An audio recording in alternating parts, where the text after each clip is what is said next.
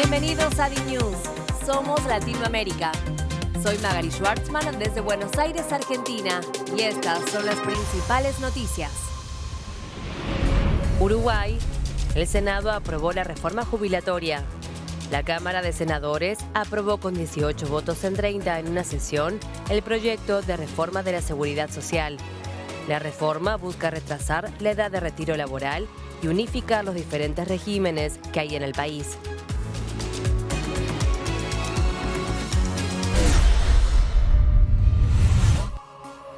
Brasil, el 100% de la policía de Brasilia participará en la asunción de Lula. Brasilia desplegará el 100% de sus fuerzas policiales para garantizar la seguridad durante la toma de posesión de Lula, ante el temor de disturbios y el intento de un ataque con explosivos el pasado fin de semana.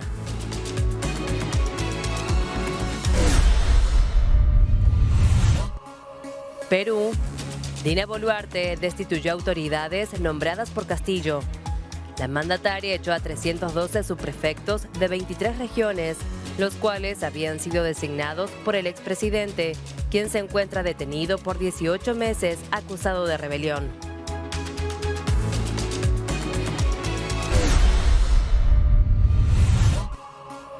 Colombia-Venezuela.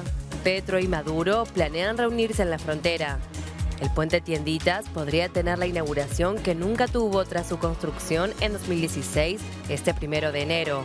El puente ya estaba listo para permitir el paso de vehículos de carga.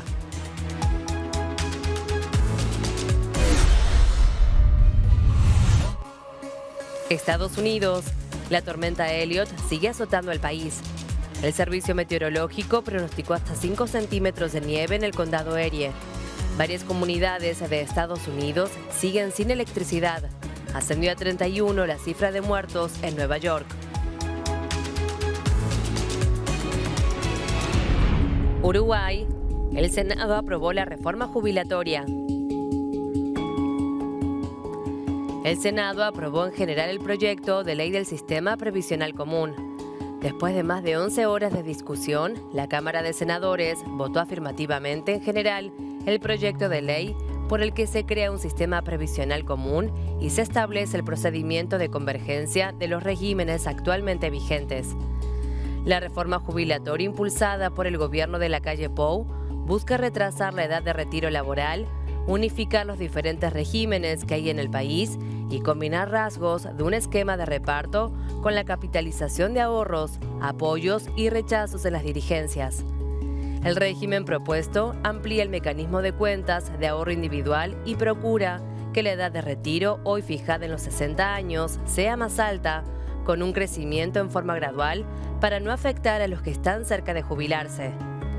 Diversas organizaciones y sindicatos se movilizaron en las afueras del Palacio Legislativo para rechazar la propuesta del gobierno sobre el proyecto de ley para modificar el régimen de jubilaciones y pensiones. Hoy, desde las 9:30 de la mañana, la Cámara de Senadores va a continuar el tratamiento en particular en sesión extraordinaria. Brasil. A 4 días del traspaso del gobierno, aún no está confirmada la presencia de Jair Bolsonaro en la ceremonia. El presidente saliente viajará a Orlando, en Estados Unidos, para pasar el fin de año. El presidente Jair Bolsonaro ha sido aconsejado por sus aliados para hacer una especie de último mensaje a la nación este miércoles antes de partir. El consejo de los asistentes es para que Bolsonaro le agradezca nuevamente a los 58 millones de votantes que lo eligieron en la segunda vuelta electoral de octubre pasado y diga que a partir del 2023 trabajará en la oposición al gobierno de Lula, líder del Partido de los Trabajadores. Algunas versiones indican que Bolsonaro espera tomarse 3 meses sabáticos tras dejar la presidencia, aunque no habría definido si todo el periodo será en territorio norteamericano. El rey Felipe VI de España asistirá al acto de asunción de Lula en Brasil. Según confirmó la monarquía y el gobierno español, será acompañado por el ministro de Asuntos Exteriores, José Manuel Álvarez, y la vicepresidenta segunda y titular de la cartera de Trabajo, Yolanda Díaz. La asistencia del jefe del Estado y los ministros a la toma de posesión de Lula reafirma la voluntad de España de continuar reforzando los sólidos vínculos de amistad que unen ambos países y van acompañados de unos valores compartidos que redundan en beneficio de los ciudadanos, informó la Cancillería española. Brasilia desplegará el 100% de sus fuerzas policiales para garantizar la seguridad durante la toma de posesión de Luis Ignacio Lula da Silva el domingo 1 de enero, ante el temor de disturbios y el intento de un ataque con un explosivo el pasado fin de semana. No serán pequeños grupos terroristas ni pequeños grupos extremistas quienes impedirán a las instituciones de la democracia brasileña. No hay espacio para eso en Brasil. Un simpatizante del presidente saliente Jair Bolsonaro fue detenido y acusado de terrorismo el sábado por colocar un explosivo en un camión de combustible cerca del aeropuerto de Brasilia. Aunque hubo un intento de activarlo, el dispositivo no llegó a explotar. No consideramos legítimas las cosas que vienen aconteciendo, como fue ese intento de atentado con bomba y armamento pesado. Creo que eso no es normal en una democracia consolidada como la que tenemos aquí en nuestro país. Desde el balotaje de octubre, simpatizantes bolsonaristas bloquearon carreteras y se manifestaron ante cuarteles militares para pedir a las Fuerzas Armadas que impidiesen la asunción de Lula. Bolsonaro, quien ha limitado sus apariciones públicas tras la derrota, no se ha manifestado sobre los incidentes, ni ha confirmado que entregará a Lula a la banda presidencial el domingo. Perú. Dina Boluarte echó a 300 autoridades nombradas por Pedro Castillo. La mandataria destituyó a 312 subprefectos de 23 regiones, los cuales oficiaban como intermediarios con las organizaciones sociales y supervisaban a la gestión de los gobernadores. La mayoría de los dirigentes echados por Boluarte corresponden a las regiones de Ayacucho, escenario de las más fuertes protestas contra Boluarte, San Martín, Junín, Puno y Cajamarca. En todas las zonas, Castillo recibió una mayoría de votos y poseía apoyo para seguir en la presidencia tras reiterados intentos de destitución. Gustavo Petro y Nicolás Maduro podrían reunirse en la frontera el 1 de enero. El puente Tienditas entre Colombia y Venezuela podría tener la inauguración que nunca tuvo tras su construcción en 2016. Ahora, cuando se logró el fortalecimiento de su estructura y el restablecimiento de relaciones entre ambos países, ese conector internacional podría ser el escenario para una segunda reunión entre el presidente colombiano Gustavo Petro y el jefe del régimen bolivariano Nicolás Maduro. El 24 de diciembre, casi 3 meses después de hacer oficial la apertura de la frontera entre ambos países, el ministro de Transporte de Colombia, Guillermo Reyes, anunció que el puente Tienditas ya estaba listo para permitir el paso de vehículos de carga.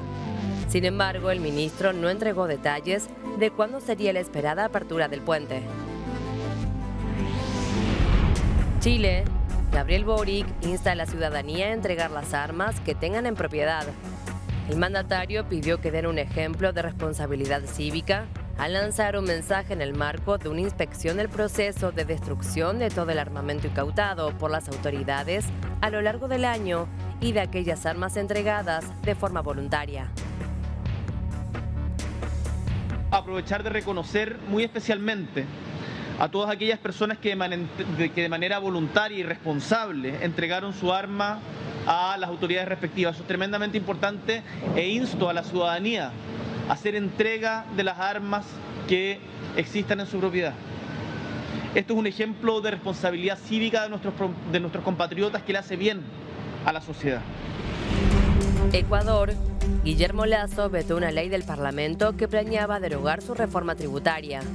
El presidente ecuatoriano utilizó este recurso ante la amenaza de la derogación de la norma, vigente desde el 29 de noviembre del 2021, tras la aprobación de la medida por parte de la Asamblea Nacional el pasado mes.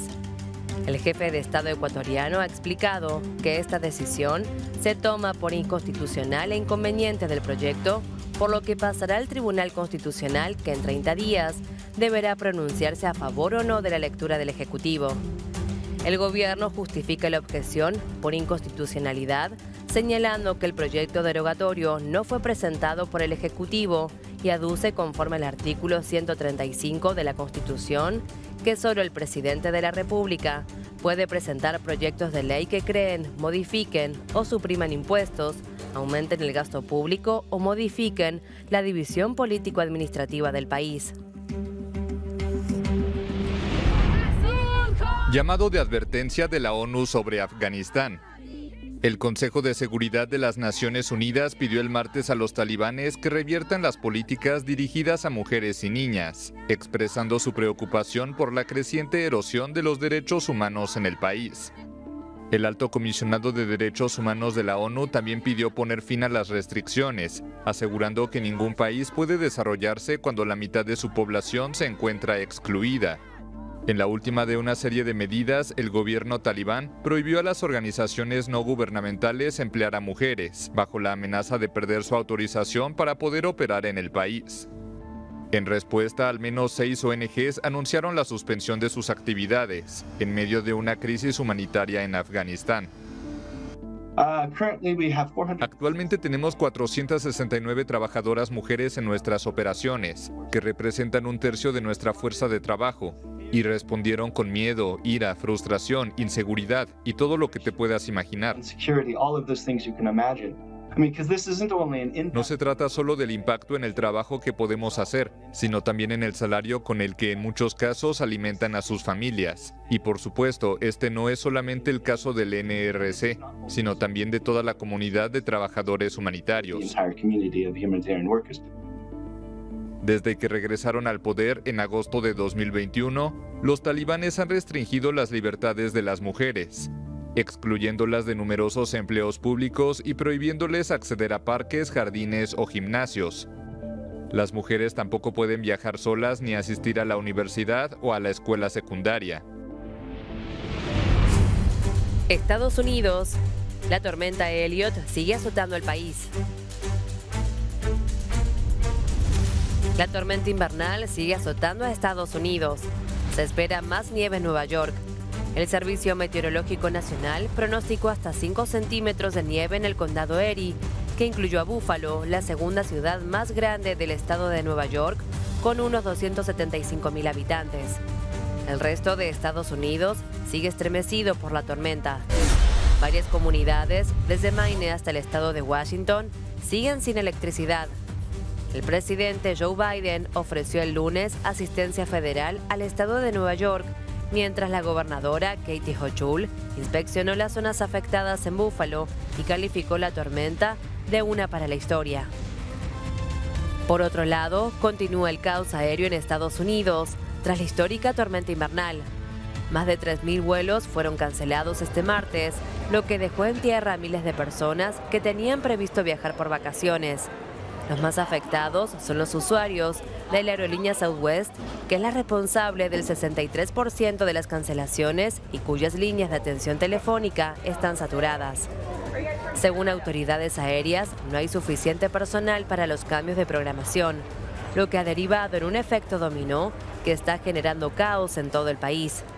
El Servicio Meteorológico pronosticó para este martes mínimas de 17 grados centígrados bajo cero en el extremo noreste del país, de 8 grados centígrados bajo cero en los Grandes Lagos y de 5 grados centígrados bajo cero en algunas zonas de la costa este.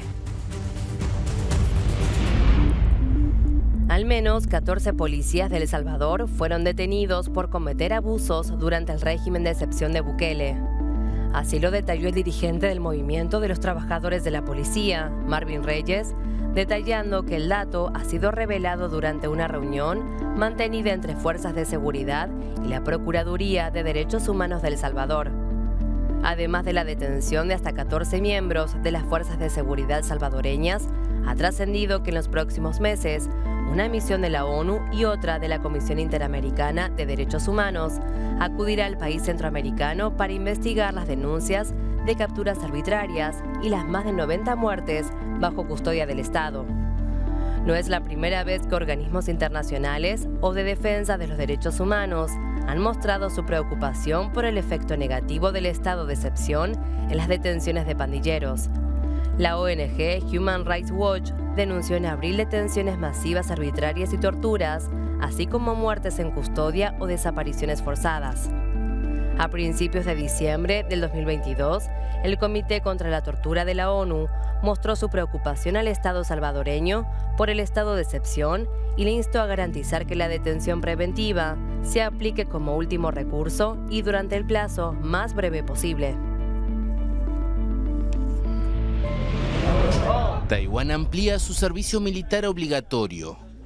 Esta isla de gobierno democrático vive bajo la sombra de una invasión de China cada vez más beligerante, que la considera un territorio propio a recuperar en el futuro, incluso por la fuerza.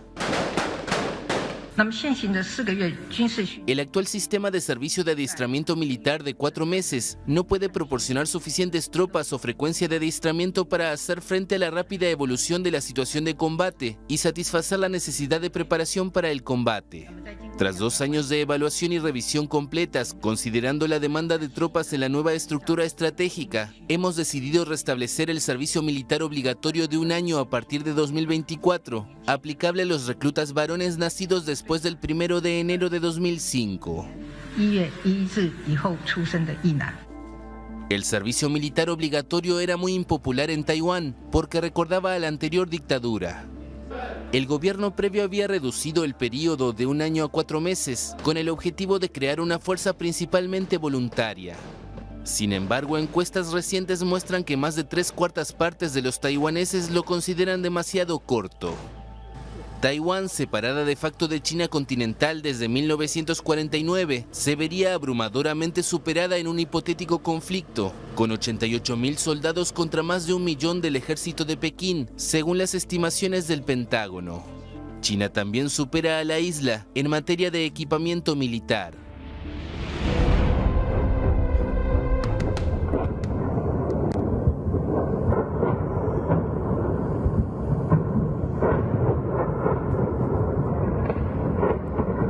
Moscú lanzó otro ultimátum a Ucrania para que entregue territorio. Putin mandó a su canciller, Sergei Lavrov, a pedir que Kiev reconozca sus nuevas tierras, haciendo alusión a las regiones de Donetsk, Luhansk, Zaporilla y Kherson. El Kremlin quiere anexarlas tras realizar un referéndum fraudulento. Un día después de que el presidente ruso, Vladimir Putin, dijera que estaba abierto a negociar sobre Ucrania, su ministro de Asuntos Exteriores, Sergei Lavrov, dijo que Kiev y Occidente pretendían destruir su país y que Ucrania debía cumplir las exigencias de Moscú o lo haría su ejército. Kiev y sus aliados occidentales han rechazado la oferta de Putin de dialogar, mientras sus fuerzas bombardean ciudades ucranianas con misiles y cohetes, y Moscú sigue exigiendo que Kiev reconozca su conquista de 1/5 parte del país. El gobierno de Volodymyr Zelensky afirmó que luchará hasta que Rusia se retire.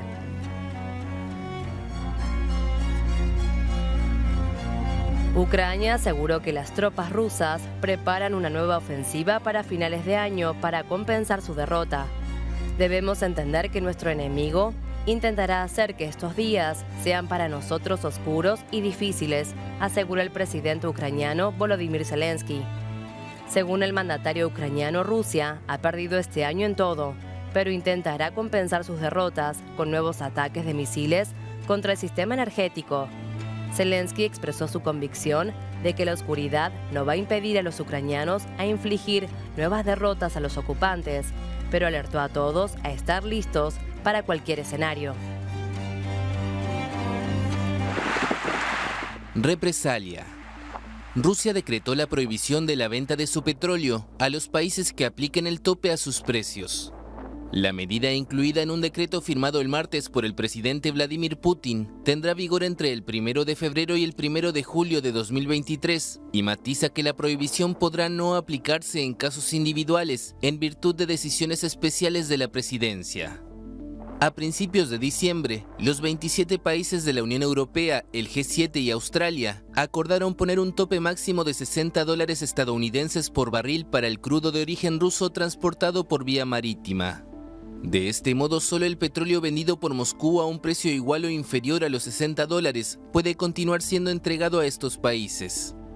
El objetivo de la medida occidental era entorpecer los enormes ingresos que obtiene Moscú de vender sus hidrocarburos y disminuir así su capacidad para financiar la intervención en Ucrania. Moscú ha asegurado que el tope de precios no afectará a su campaña militar y se mostró confiada en encontrar nuevos compradores.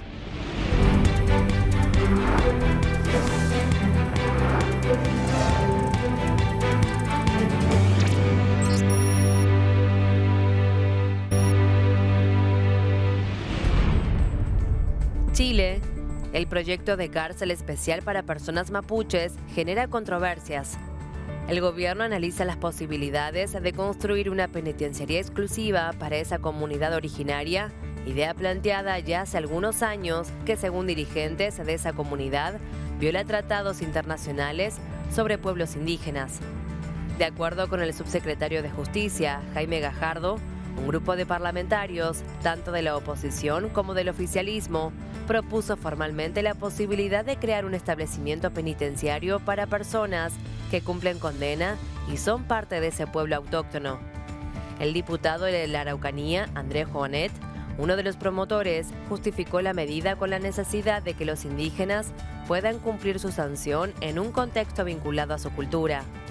El vocero del Consejo de Todas las Tierras, Aucán Wilcamán, consideró que la creación de esa cárcel es una aplicación equivocada del Convenio 169 de la Organización Internacional del Trabajo sobre Pueblos Indígenas.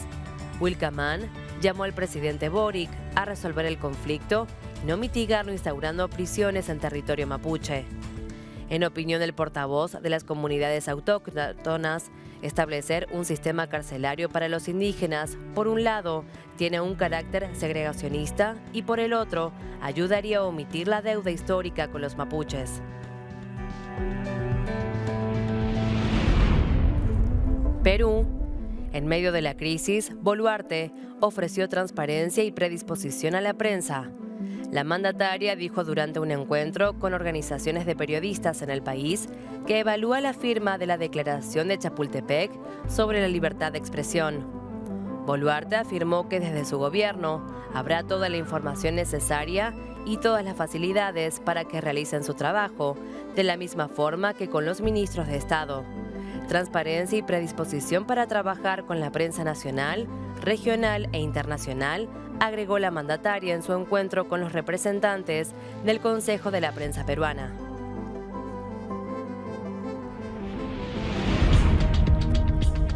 Ecuador alista condiciones para las elecciones del 2023. El 5 de febrero del próximo año, la población elegirá autoridades locales y va a emitir el voto sobre una consulta popular impulsada por el gobierno. Los aspirantes se preparan para la campaña, que va a comenzar el 3 de enero hasta el 2 de febrero, y aquellos candidatos a alcaldes y prefectos en jurisdicciones con más de 100.000 habitantes se aprestan para los debates programados acerca de temas como seguridad, economía y medio ambiente. El 8 y el 22 de enero se van a realizar simulacros con el objetivo de poner a prueba todo el sistema de votación y evaluar posibles planes de contingencia ante eventuales falencias. La contienda para elegir cargos locales se suma al referendo propuesto por el Ejecutivo, el cual incluye 8 preguntas sobre asuntos como medio ambiente, seguridad, transparencia, registro de partidos políticos, conformación del legislativo y las atribuciones del Consejo de Participación Ciudadana y Control Social. Un total de 6 organizaciones políticas se registraron ante el Consejo Nacional Electoral para hacer campaña a favor y en contra de la consulta, 2 por el sí y 4 abogarán por el no. Venezuela. Maestros pidieron la liberación de un docente que lleva 2 años detenido. El Sindicato Venezolano de Maestros exigió este lunes la liberación del dirigente gremial y docente Robert Franco, quien cumple 2 años detenido tras ser acusado de un supuesto complot para impedir la instalación de Asamblea Nacional de mayoría chavista. Franco fue acusado de terrorismo y padece un juicio eterno donde no se le ha demostrado ninguna culpabilidad. Franco fue detenido el 26 de diciembre del 2020 tras ser vinculado a la llamada Operación Boicot, que buscaba, de acuerdo al régimen venezolano, sabotear la instalación de parlamento que pasó a ser en enero del 2021 de mayoría chavista. La ONG venezolana Foro Penal afirmó que en el país hay 274 detenidos a los que considera presos políticos, uno menos que en su último recuento, difundido el pasado 13 de diciembre, cuando aseguró que había 275.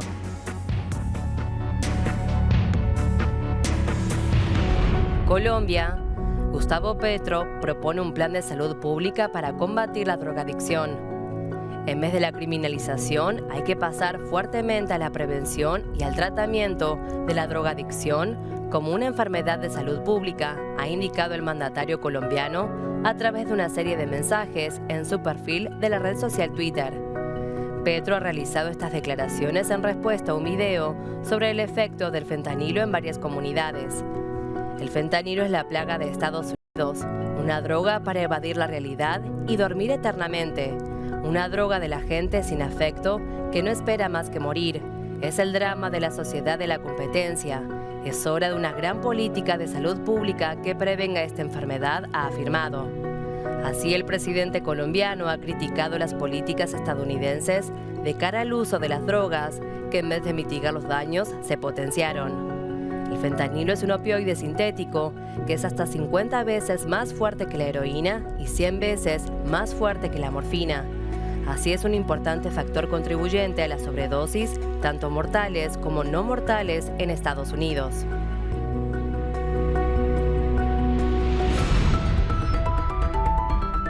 Estas son las noticias económicas del día. Chile extenderá la venta de dólares hasta junio del 2023. El Banco Central chileno informó el martes que extenderá las ventas de dólares en operaciones forward por el equivalente de 9.110 millones de dólares hasta el 2 de junio del próximo año, en medio de la alta volatilidad que presentan los mercados financieros globales. En septiembre cerró su programa de intervención cambiaria y provisión preventiva de liquidez en dólares, tras una fuerte depreciación en la moneda local, pero había renovado el stock de forward hasta el 13 de enero. Los gremios plantearon que el IVA a los servicios podría traer graves consecuencias a la economía nacional. Afirmaron que el problema fue heredado por el actual gobierno y que el anterior no se dio el tiempo para revisar los alcances y que aprobó en una legislación express. Cerca de una decena de gremios redactaron una misiva dirigida al presidente Gabriel Boric y al ministro de Hacienda Mario Marcel, planteándoles la necesidad de aplazar el pago del IVA, que aplicará sobre los servicios a partir del 1 de enero del 2023. La medida gravará con ese impuesto a los servicios profesionales prestados en Chile por empresas y por algunas sociedades profesionales y los servicios prestados desde el extranjero cuando sean utilizados en Chile. Quedarán exentos en tanto el transporte de pasajeros, servicios ligados a la educación, los servicios de salud ambulatoria y otros que ya estaban exentos, como las entradas a espectáculos y el arrendamiento de inmuebles no amoblados.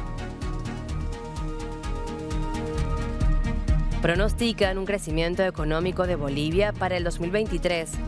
Al referirse a este asunto, el ministro de Economía y Finanzas, Marcelo Montenegro, afirmó que el 2023 es un año para seguir reconstruyendo la economía con una tasa de crecimiento positivo, estabilidad de precios y un modelo que irá sustituyendo las importaciones gradualmente. Montenegro agregó que de esa forma se va a generar un sector productivo con industrialización en química básica, industria farmacéutica y muchos proyectos fructíferos. Al realizar una evaluación, recordó que en el contexto internacional, uno de los principales efectos del conflicto entre Rusia y Ucrania es el incremento de los precios de las materias primas, de los alimentos, de los energéticos, lo cual se traduce en un aumento sostenido de este indicador a escala global. Comentó que para frenar la inflación, las potencias mundiales incrementaron las tasas de interés y encarecieron el acceso a créditos financieros, con lo cual se desaceleró la expansión económica.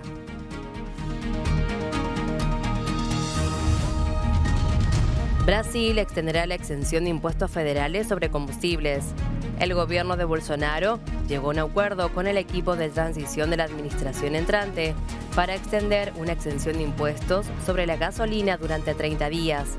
Inicialmente, la exención de impuestos estaba programada para finalizar el 31 de diciembre, un día antes de que el presidente electo el izquierdista Luis Ignacio Lula da Silva sustituya en el cargo al ultraderechista Jair Bolsonaro.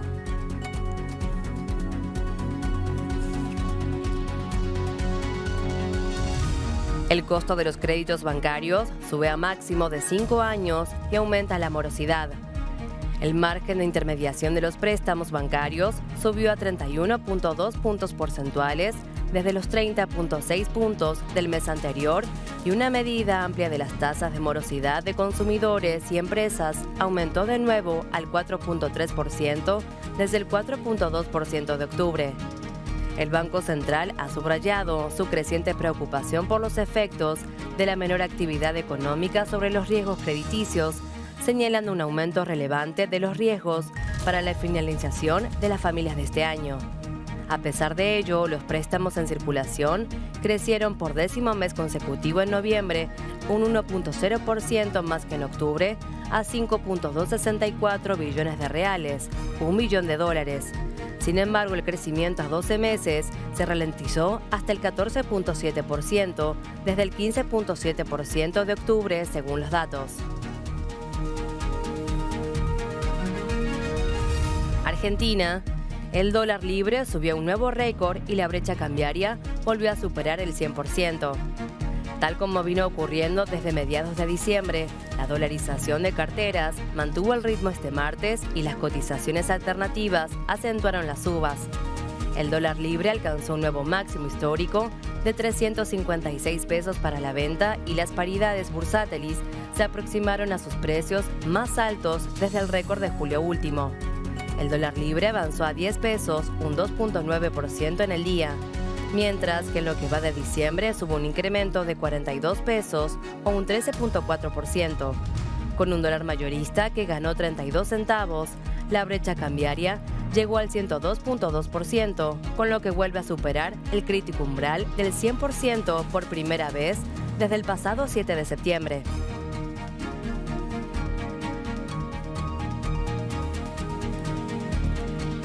El Banco Central admitió que se frenó la economía y prevé menor crecimiento en 2023.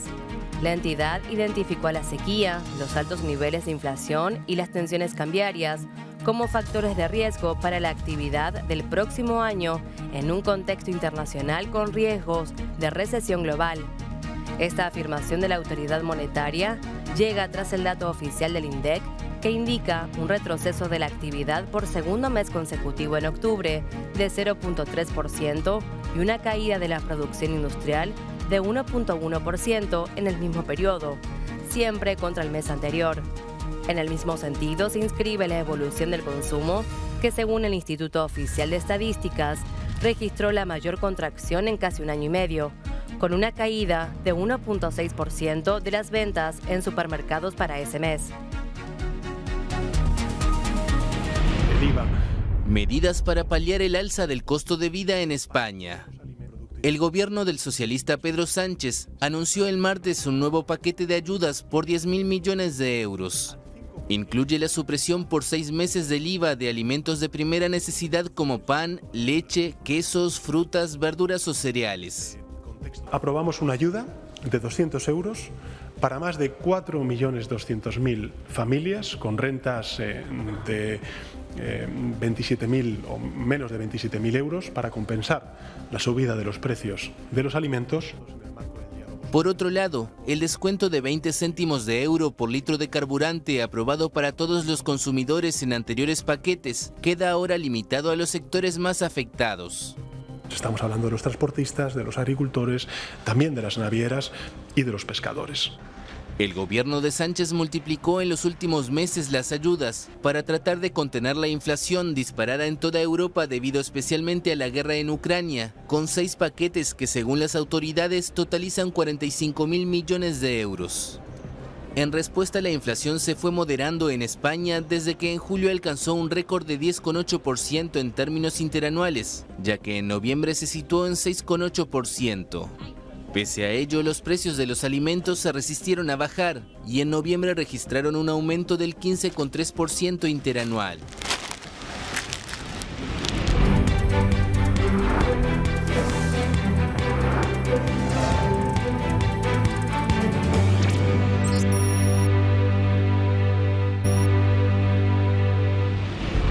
México.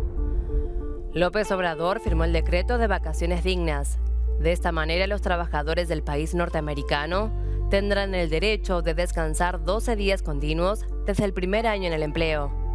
Desde Palacio Nacional, el jefe del Ejecutivo Federal precisó que el decreto se va a publicar este martes en el Diario Oficial de la Federación, por lo que el aumento de 6 a 12 días de descanso en el primer año de trabajo entrará en vigor el 1 de enero del 2023.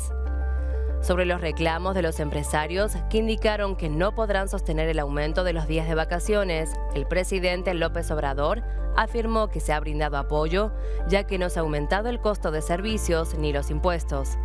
En este sentido, el mandatario los invitó a ajustarse el cinturón, como lo ha hecho la Administración de Movimiento Regeneración Nacional, pues recordó que durante la pandemia fueron los grandes empresarios los que más despidos hicieron, mientras que las pequeñas y medianas empresas cuidaron a sus empleados.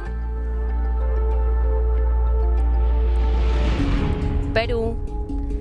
Keiko Fujimori se va a postular por cuarta vez en las próximas elecciones presidenciales. Luis Galarreta, secretario general del partido fujimorista, no descartó que la política vuelva a ser candidata en los próximos comicios, pese a que ella misma descartó su postulación. Así lo comunicó el integrante de Fuerza Popular al ser consultado sobre el proyecto de ley para adelantar elecciones a abril del 2024, el cual fue aprobado por el Congreso en primera instancia. La postulación de la hija del expresidente Alberto Fujimori se verá en su momento, dijo Galarreta en una entrevista, y agregó que el partido viene ejecutando una autocrítica interna frente a los resultados de los comicios de octubre del 2021. En 2016, tras ser vencida por Pedro Pablo Kuczynski en la contienda electoral, Keiko Fujimori aseguró que para el 2021 no habría ningún candidato que llevara su apellido. Finalmente, terminó postulando por tercera vez frente a Castillo. La líder opositora, objeto de una investigación por el caso de Brecht, fue detenida en octubre del 2018 y cumplió 16 meses de prisión preventiva antes de ser liberada bajo fianza en mayo del 2020. Cuando la Fiscalía se disponía a llevarla a juicio para pedir 30 años de prisión en su contra, compitió en la carrera electoral contra Castillo, con quien llegó a disputarse la presidencia en segunda vuelta en junio del 2021.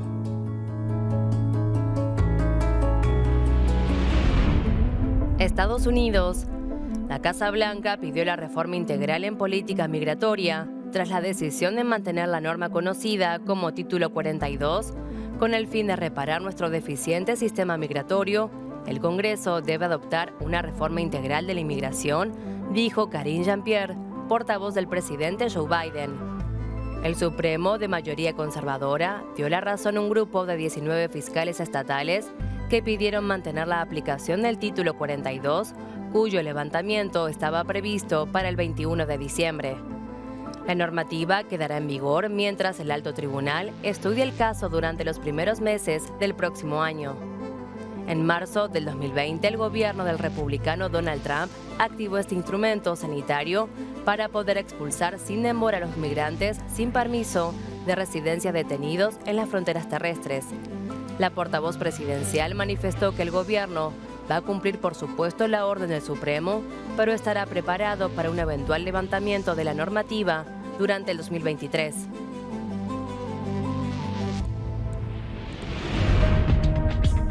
España nombra un embajador en Venezuela después de 2 años. El gobierno español nombró este martes al diplomático Ramón Santos como nuevo embajador en Venezuela, un país en el que España no tenía embajador desde 2020. Santos ejercía hasta ahora como encargado de negocios en la Embajada Española en el país sudamericano, de donde en noviembre del 2020 España retiró a su embajador Jesús Silva en protesta por las elecciones parlamentarias de ese año, que el gobierno español no reconoció debido a numerosas irregularidades, como tampoco reconocía el régimen de Nicolás Maduro desde los comicios del 2018. En representación, el gobierno español dejó al entonces encargado de negocios, Juan Fernández Trigo, como jefe de misión, quien en 2021 fue nombrado secretario de Estado de España para Iberoamérica y el Caribe, y a cargo de la representación española quedó Santos. Ahora el gobierno español considera que se dan nuevas circunstancias que aconsejan elevar el grado de representación en Venezuela.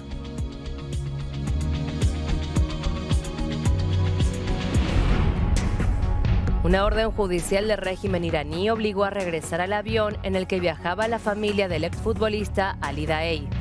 El portavoz y director de Relaciones Públicas de Mahaner dijo este martes que el avión que llevaba a Dubái a la esposa e hija del famoso exfutbolista iraní Ali Daei aterrizó en Irán por orden judicial. Solombari indicó que pueden hacer aterrizar el avión con cualquier medida y que no depende de que sea una aerolínea iraní o extranjera. Ayer, tras el aterrizaje del avión, Daei expresó que le resulta increíble todo lo que le está pasando y explicó que su esposa e hija iban a Dubái para un viaje de unos días y que la fecha de su vuelo de regreso era para el próximo lunes.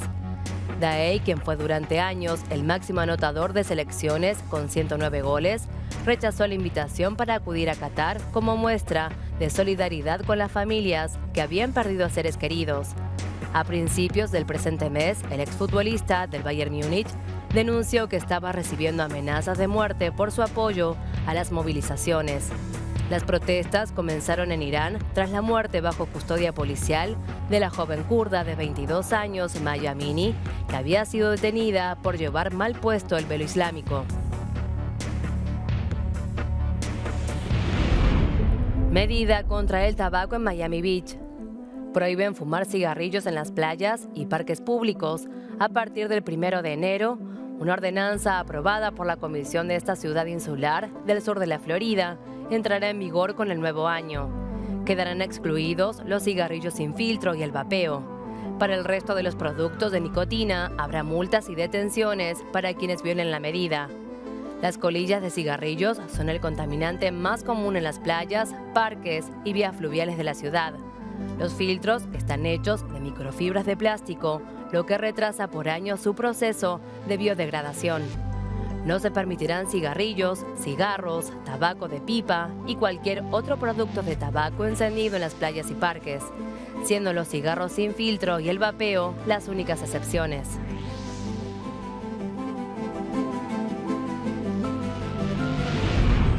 Estados Unidos considera restringir la entrada de viajeros procedentes de China por el COVID-19. La decisión del gobierno estadounidense sería una respuesta a la decisión de Beijing de relajar este mes drásticamente sus duras medidas contra el virus. Las infecciones se han multiplicado en China a medida que los principales pilares de su estricta política sanitaria han sido desmantelados, empujando a los funcionarios estadounidenses a expresar sus preocupaciones sobre la posible aparición de nuevas variantes. Las autoridades de Beijing han admitido que es imposible rastrear el origen del brote actual y han suprimido el controvertido recuento de infecciones, además de restringir los criterios para calcular las muertes relacionadas con la pandemia. Pero es la falta de datos genómicos la que ha desatado preocupaciones en otros países, haciendo cada vez más difícil para las autoridades de salud pública garantizar que puedan identificar posibles nuevas variantes y tomar medidas rápidas para reducir su propagación, señalaron las autoridades estadounidenses.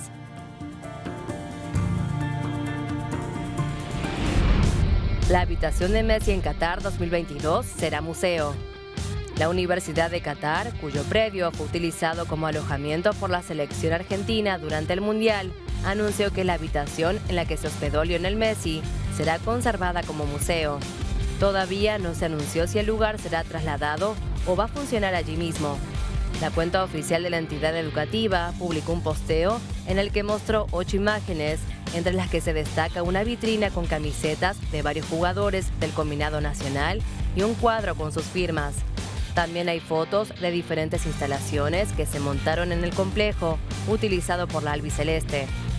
La habitación de Messi fue la B201, donde la Pulga se alojó en soledad durante la Copa del Mundo. La única noche en la que compartió el lugar fue la previa a la final, cuando recibió la visita de Sergio Agüero.